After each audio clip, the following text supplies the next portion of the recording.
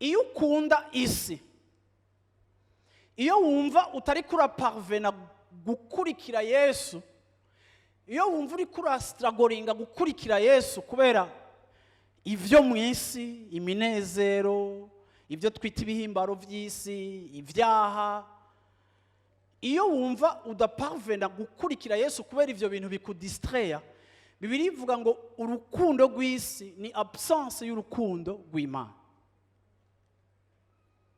Iyi test umwe wese yoyikorera, no guha umwanya muto ukavyiyumvirako.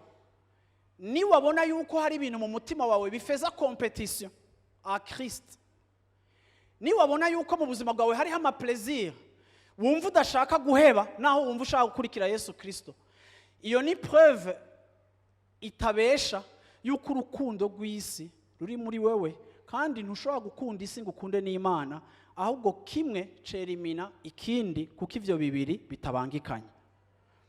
Iyo ukunda isi, urukundo rw'Imana ntiruba ruri muri wewe.